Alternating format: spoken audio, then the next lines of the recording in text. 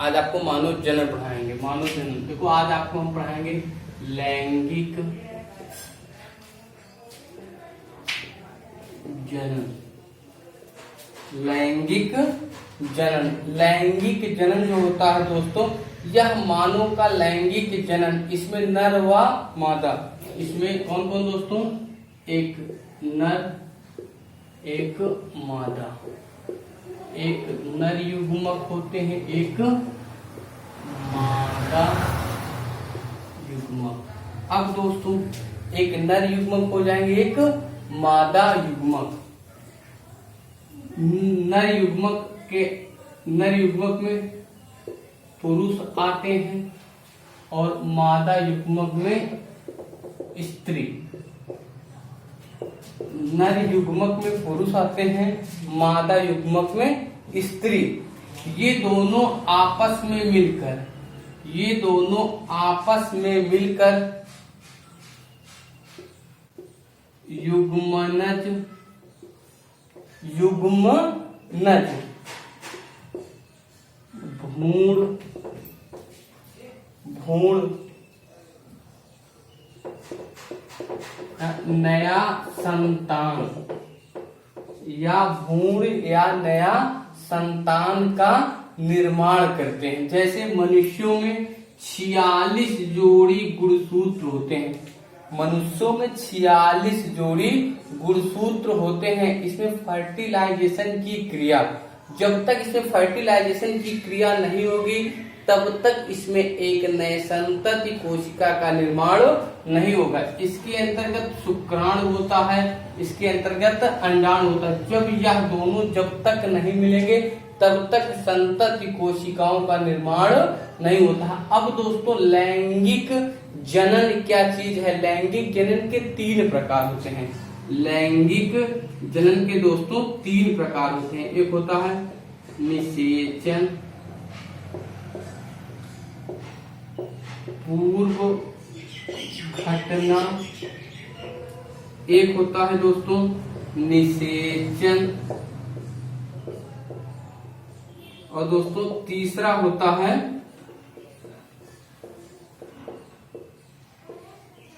निषेचन पश्च घटना। बात आई दोस्तों समझ में? एक निषेचन पूर्व घटना, एक निषेचन पश्च घटना, और एक हो जाएगी निषेचन। अब दोस्तों हम जानेंगे निषेचन पूर्व घटना। हमको पढ़ना है निषेचन पूर्व घटना। निषेचन पूर्व घटना के 2 प्रकार होते हैं। निषेचन पूर्व घटना के 2 प्रकार होते हैं। एक होता है युग्मक जनन, एक होता है दोस्तों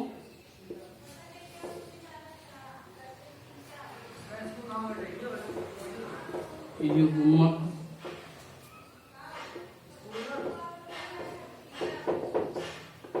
स्थानांतरण। अब दोस्तों युग्मक जनन और युग्मक स्थानांतरण, युग्मक जनन और युग्मक स्थानांतरण। अब दोस्तों इसे लिख लो तो मैं आगे आपको बताऊं। देखो दोस्तों युग्मक जनन, यह ऐसी प्रक्रिया है, यह ऐसी प्रक्रिया है जिसमें युग्मक का निर्माण होता है। यह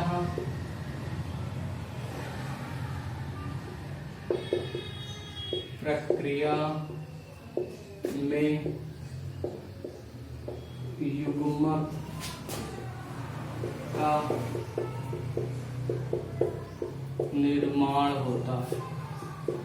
इसमें एक युग्मक का निर्माण होता है, इसमें एक युग्मक का निर्माण होता, और यह 2 प्रकार का होता है। यह कितने प्रकार का? यहाँ 2 प्रकार का होता है। यहाँ 2 प्रकार का होता है। नंबर 1 होता है बच्चों शुक्राणु, और नंबर दूसरा बच्चों होता है अंडाणु। शुक्राणु, शुक्राणु ये होता है नर युग्मक, शुक्राणु में नर युग्मक, और अंडाणु में ये होता है मादा युग्मक। अब ध्यान दो बच्चों, शुक्राणु और अंडाणु, ये युग्मक का निर्माण होता है या दो प्रकार का होता है, एक शुक्राणु हो जाएगा एक अंडाणु, एक शुक्राणु हो गया एक अंडाणु। अब शुक्राणु यह एक प्रकार का नर जनन अंग है। शुक्राणु एक प्रकार का देखो दोस्तों, शुक्राणु एक प्रकार का नर जनन तंत्र है। शुक्राणु एक प्रकार का जनन तंत्र है। अब तंत्र है बच्चों, तो यह पुरुषों के अंदर जनन अंग पाया जाता है, और यह भी दो प्रकार का होता है, यह भी दो प्रकार का होता है। इसे नोट कर लो दोस्तों, फिर आगे आपको हम बताएं। तो दोस्तों यह दो प्रकार का जो होता है, नंबर एक होता है प्राथमिक, बात है दोस्तों, नंबर एक प्राथमिक लैंगिक जनन, बात है समझ लो दोस्तों। और नंबर एक ये हो गया, और नंबर इसका दूसरा सहायक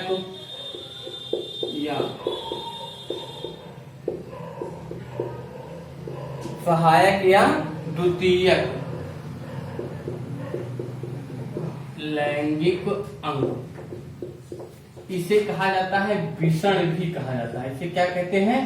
विषण, इसे विषण भी कहा जाता है, इसे विषण कहा जाता है। अब दोस्तों प्राथमिक और सहायक या द्वितीयक लैंगिक अंग, यह विषण जो होता है पुरुषों में होता है, विषण जो होता है पुरुषों में होता है, यह महिलाओं में, स्त्रियों में माना जाता है। अब दोस्तों विषण किसे कहते हैं? विषण जो होता है दोस्तों,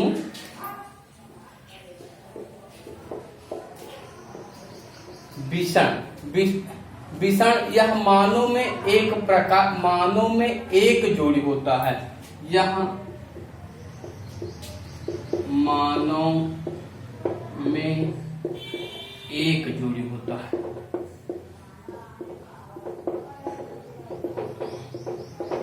विषण मानव में एक जोड़ी होता है, और यह शरीर के बाहर होता है, यह शरीर के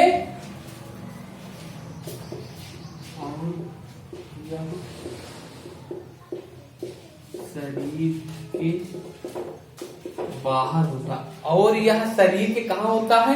यह शरीर के बाहर होता है। देखो दोस्तों इसका फिगर बता रहे हैं आपको, यह शरीर के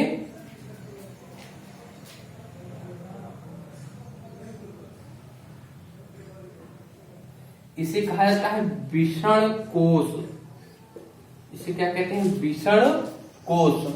अब दोस्तों यहाँ शरीर में कितनी जोड़ी होता है? मात्र एक जोड़ी होता है, यह शरीर में मात्र एक जोड़ी होता है, और यह शरीर के बाहर होता है। इसका शरीर के बाहर होने का क्या कार्य होता है? इसका शरीर के बाहर होने का कार्य होता है, यह टेम्परेचर 2 से 3 डिग्री कम कर देता है।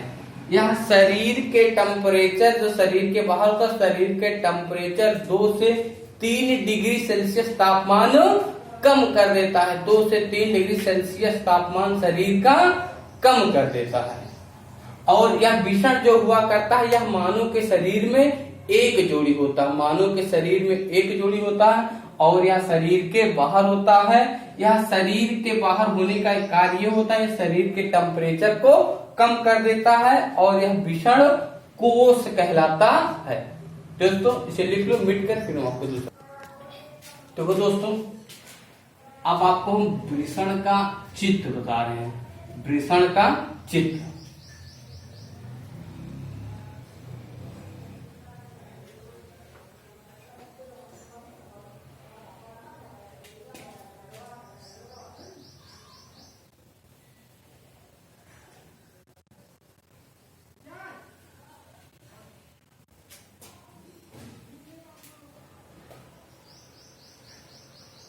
तो ये मैंने वृषण का चित्र बना दिया। इसे कहा जाता है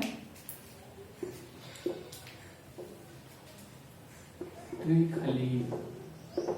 इसे त्रिखली कहते हैं, इसे पिंडक कहते हैं, और इसे क्या कहते हैं, इसे पिंडक कहा जाता है। यह हमारे शरीर में लगभग 250 पिंड होते हैं। कितने होते हैं? 250 पिंड होते हैं। और 250, और इसके अंतर्गत शुक्राणु वाहिनियां होती हैं। इसके अंतर्गत शुक्राणु,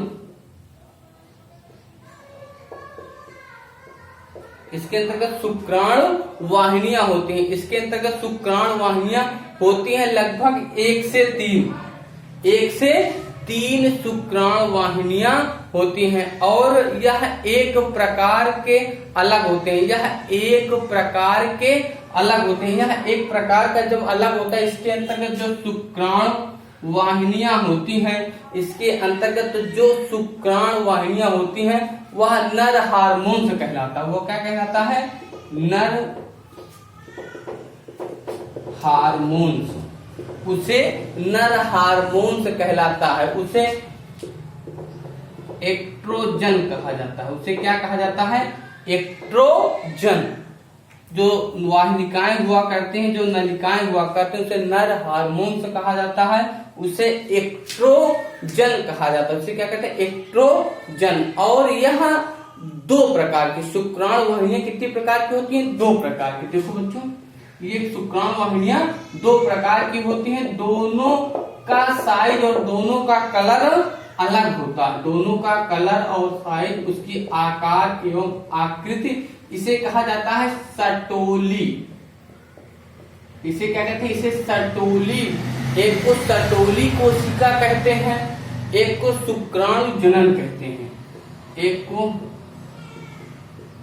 शुक्राणु जनन कहते हैं, एक को क्या कहते हैं? शुक्राणु जनन कहते हैं। एक को सटोली कोशिका कहते हैं। अब सटोली कोशिका और इसके अंदर जो छोटे छोटे जो खाली स्थान का जो छिद्र भरा हुआ करता है, वह एक प्रकार का लीडिंग कोशिका कहते हैं। वह एक प्रकार की लीडिंग कोशिका कहते हैं। उसे एक प्रकार का लीडिंग कोशिका कहते हैं। उसे एक प्रकार का लीडिंग कोशिका कहते हैं। जब उसे लीडिंग कोशिका कहते हैं, वो शरीर में क्या कार्य करते हैं? वो हमारे शरीर में गुणसूत्रों को, जिसे नर गुणसूत्र माना जाता है, जिसे वृषण कहते हैं, वह गुणसूत्र को उत्पन्न करने का कार्य करते हैं। वह हमारे शरीर के अलग अलग भागों में बनाए गए हैं। और कुछ ऐसे गुणसूत्र हुआ करते हैं जो हमारी कोशिकाओं को नलिकाओं तक पहुंचाने का कार्य किया जाता है। ठीक बेटा, अब इसे बना लो, बना के फिर आगे बताएं। तो दोस्तों, मैंने आपको वृषण बता दिया। अब सहायक नलिका या सहायक ग्रंथियां।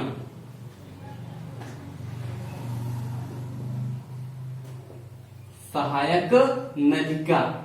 अब दोस्तों, सहायक नलिका जो हुआ करती है, वह शुक्र वाहिनियां जो बाहर होती हैं, शुक्र वाहिनियां जो बाहर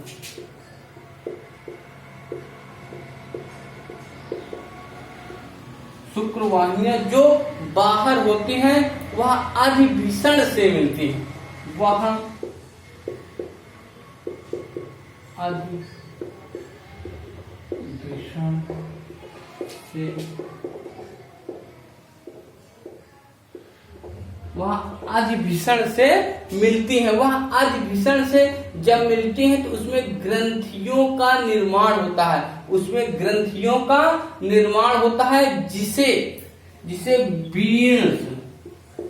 बीज से या वीर्य से का एक अलग भाग उपस्थित हुआ करता है, जिसमें प्रोटीन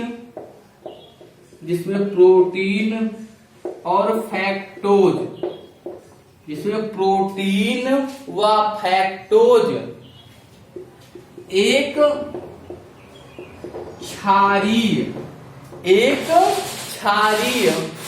पदार्थ एक क्षारीय पदार्थ मूत्र मार्ग होता है। एक क्षारीय पदार्थ का मूत्र मार्ग होता है जिससे उस ग्रंथियों के सहायक अंग माने गए हैं ऐसा प्रतिक्रिया में जिसमें लैंगिक जनन को बताया गया है। और वृषण के कुछ सहायक अंग भी दिए जाते हैं जो कई प्रकार के माने गए। इस प्रकार से कुछ सहायक अंग दिए गए हैं जो अपने ही अनुसार वह विकसित होते हैं, अपने ही अनुसार विकसित होते हैं। और कुछ ऐसी कोशिका जैसे लैंगिक जनन में नर व मादा दोनों उपस्थित होते हैं तभी संतति कोशिकाओं का निर्माण होता है, जिसमें गुणसूत्रों की संख्या 23 जोड़ी होती है, टोटल 46। एक नर होता है और एक मादा। नर के अंतर्गत शुक्राणु होता है, मादा के अंतर्गत अंडाणु होता है जिसके कुछ उपकोष बनाए गए जैसे यक्ष वाई और यक्ष। इस प्रकार से इसके कुछ उपकोष बनाए गए हैं। ठीक है बच्चों, ये आपको हमारा वीडियो कैसा लगा जरूर बताएं।